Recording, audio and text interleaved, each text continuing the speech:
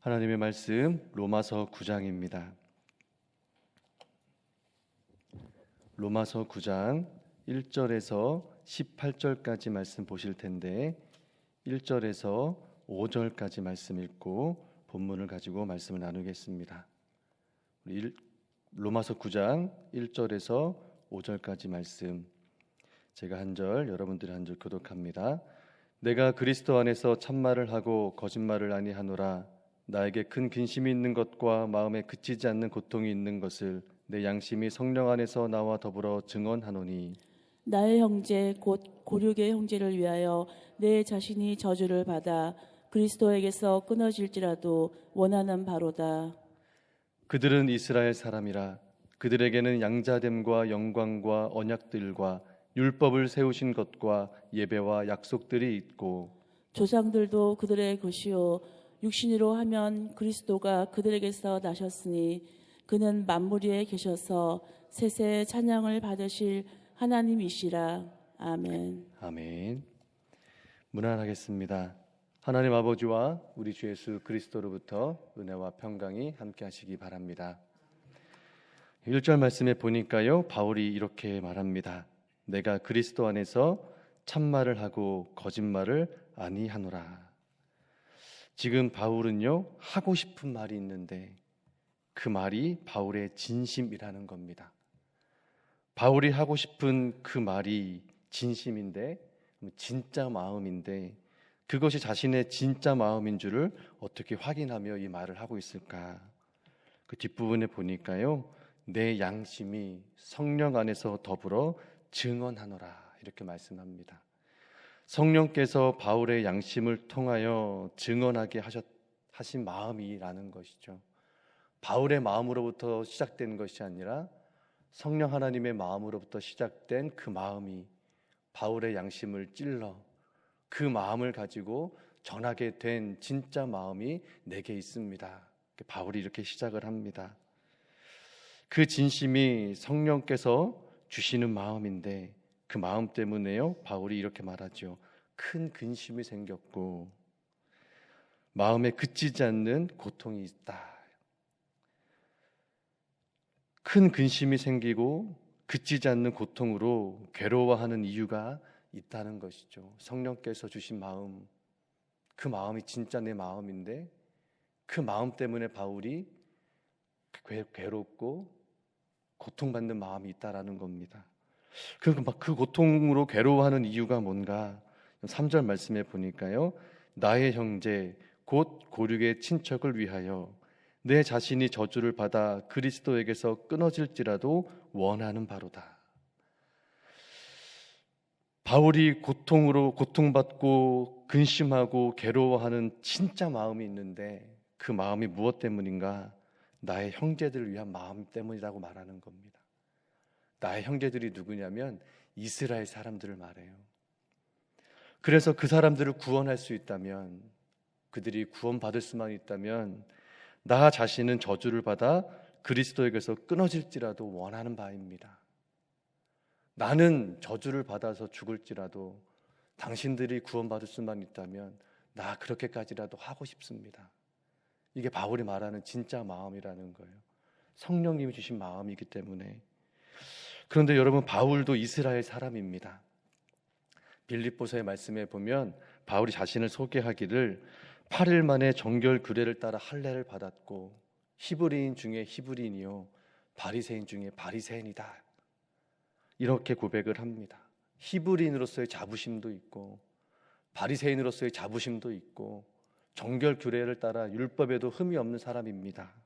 그런데 내가 예수님을 만나고 예수님을 믿고 구원을 받아 이제 복음을 전하는 사도가 되라 하신 그 부르심을 받고 복음을 전하는 사람이 되었더니 이전에 알던 모든 것들이 다 배설물 같고 예수님을 아는 지식만이 가장 고상한 지식입니다라는 고백을 하게 되었습니다. 그러다 보니 복음을 전하게 될 때 많은 고난을 받았죠. 누구에게 고난을 받습니까? 이스라엘 사람들에게 고난을 받습니다. 매질을 당하고 고난을 당하고 돌에 맞아 죽을 뻔도 하고요. 그런데 그 사람들을 생각할 때 바울의 마음이 아프답니다. 내가 복음을 전했을 때 그들은 나를 대적했고, 나를 원망했고, 나를 돌로 쳤고, 나를 모질게 대했는데 바울의 마음이 아픈 거예요. 그들이 예수님을 믿지 않기 때문에, 하나님의 아들로 오신 예수를 받아들이지 않는 그 마음 때문에 마음이 아픈 겁니다. 그래서 나는 저주를 받아 죽을지라도 당신들이 구원을 받을 수 있다면 나 그렇게 되기를 원합니다. 이런 마음을 절하고 있어요. 그런데 이스라엘 백성들이 사실은 받은 축복이 참 많습니다. 4절과 5절에 보면 이스라엘 사람들이 받은 축복이 나오거든요. 하나님의 자녀가 되었습니다. 하나님의 선택에 의해, 그냥 하나님이 그 백성을 선택해 주셨기 때문에 그들이 하나님의 백성이 되었습니다. 그래서 하나님의 축복의 말씀이, 약속의 말씀이 있었고, 성막과 성전에 임하신 하나님이 임재하신 곳에서 하나님을 만나는 예배가 있었고, 예배를 통해 다시 삶을 시작하게 하시는 그 하나님의 은혜로 날마다 그들의 마음이 새롭게 정결케 거룩하게 되었고, 기도와 축복이 있었죠. 하나님의 돌보시는 은혜, 땅의 축복과 하늘의 축복, 이른 비와 늦은 비, 곡식과 기름과 포도주로 채우시는 그런 은혜들이 이스라엘 백성들이 하나님께 선택받았다는 이유만으로 받은 은혜들이 있었다라는 겁니다. 그런데도 불구하고 이스라엘 백성들이 예수님을 하나님의 아들로 오신 구원자로 믿지 않아요. 받아들이지를 않습니다. 그래서 바울이 아픈 마음으로 편지를 썼습니다. 여러분, 이 말씀을 묵상하는데요, 우리가 이 사도 바울의 마음을 우리가 한번 가져보면 어떨까 하는 마음으로 말씀을 묵상하게 됩니다. 과연 우리가 신앙생활을 하는 진짜 마음은 무엇으로부터 시작하고 있는가? 성령께서 우리에게 주시는 그 말씀의 시작이, 그 마음이 무엇을 향해 가고 있는가? 예수님께서 두 아들의 비유를 말씀하세요. 큰 아들과 작은 아들. 작은 아들이 아버지가 살아계신데도 유산을 달라 그래서 집을 떠납니다. 그렇게 집을 떠나 제멋대로 살다가 죽을 지경이 돼서 돌아오면서 하늘과 아버지께 죄를 지었으니 이제 아들이 아니라 종으로 여겨달라고 하잖아요. 그런데 그 아버지는 어떻게 합니까? 그 아버지는 그 아들을, 그래 너는 죄를 졌으니 종으로 살아라, 이렇게 하지 않으시고 또 그를 자비롭게 관대하게 용서하시고 그 아들을 그냥 아들로 받아주시죠. 그런데요, 큰 아들은 그게 싫었습니다. 아버지가 관대하게 자비를 베푸는 그 모습이 못마땅합니다. 그래서 둘째 아들을 위해 잔치를 베풀었을 때 그 잔치에 들어가지 않습니다. 그 아버지의 관대하심과 자비로운 마음에 참여하고 싶지 않은 것이죠. 여러분, 이 잃어버린 아들에 대한 비유 통해서 예수님은 나는 잃어버린 자를 찾아 구원하러 온 그 아버지와 같다라는 말씀을 하시는데, 그런 아버지를 거부하는 사람들이 있었던 것이죠.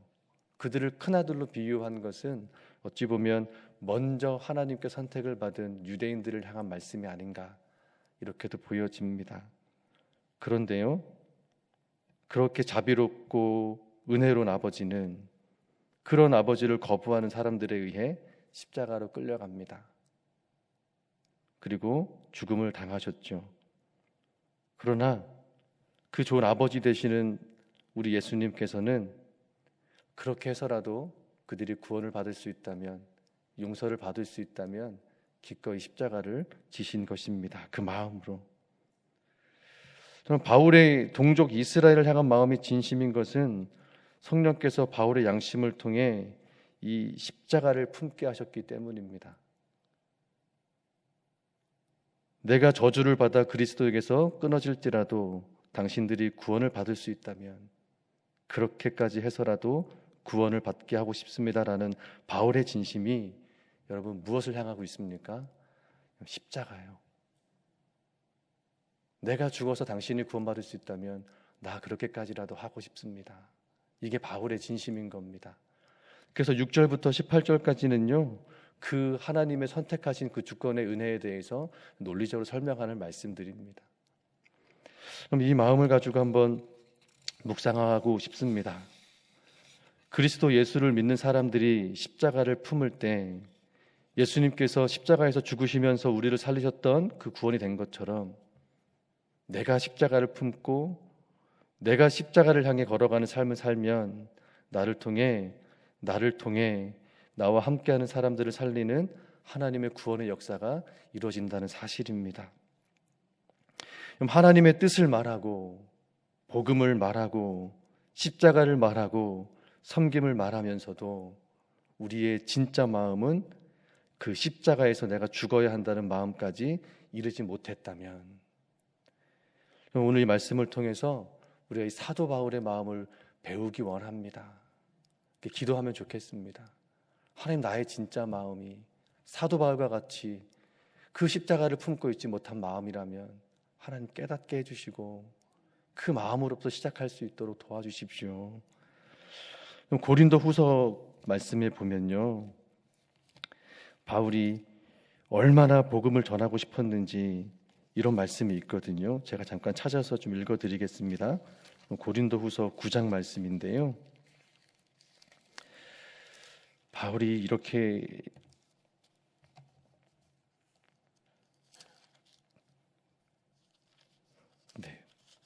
제가 말씀을 찾는데요, 고린도 후서 9장이 아닌 것 같아요.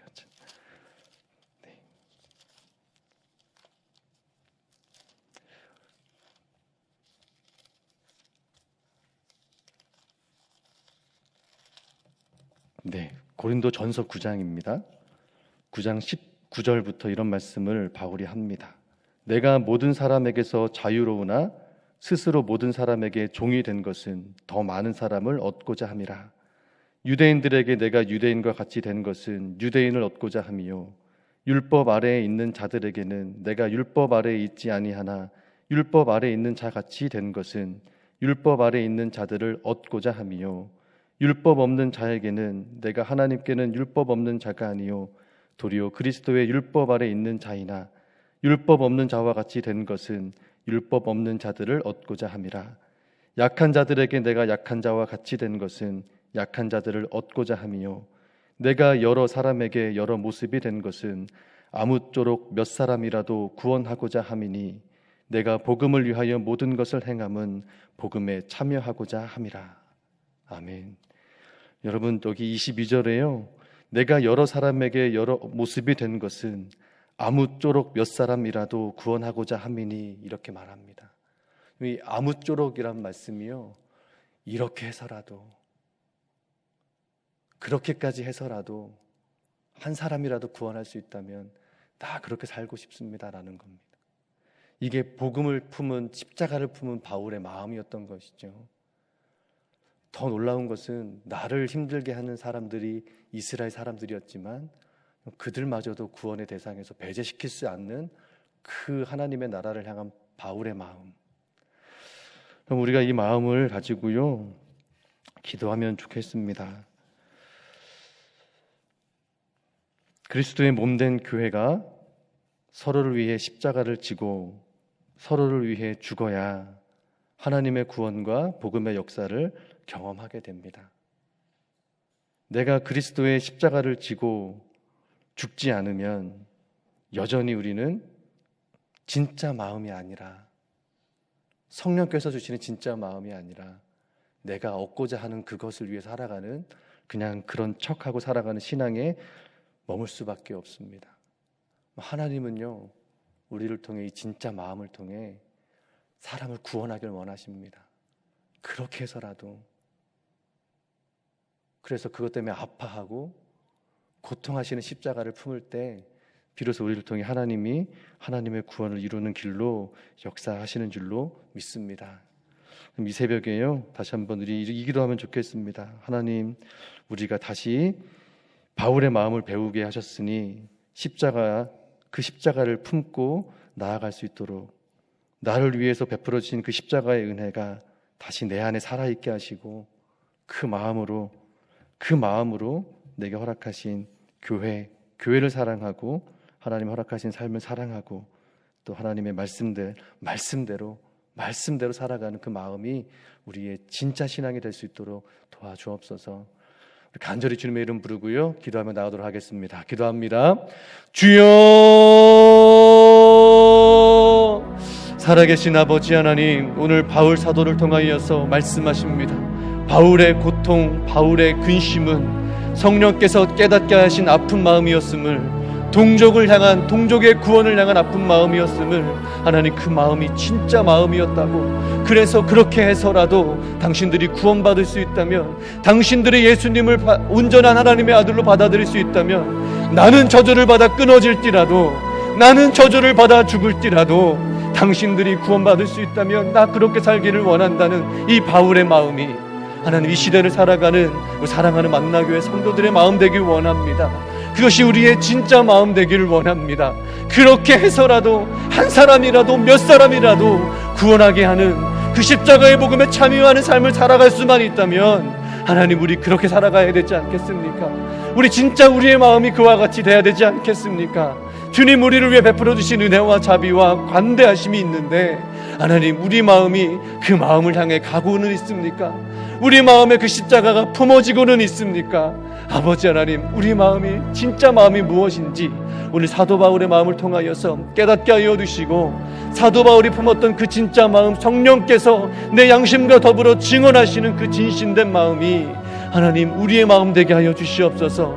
내가 십자가를 져야만 당신이 살 수 있다면, 내가 십자가를 지는 복음에 참여하는 삶을 살아낼 때 나의 사랑하는 교회가, 나의 사랑하는 공동체가, 내가 사랑하는 사람들이 하나님의 아들 예수 그리스도를 믿고 구원받을 수 있다면 하나님 그렇게 살아갈 용기가, 그렇게 살아갈 힘이, 그렇게 십자가를 품고 살겠습니다 하는 믿음의 결심들이 하나님 우리 안에 새롭게 이루어질 수 있기를 원합니다.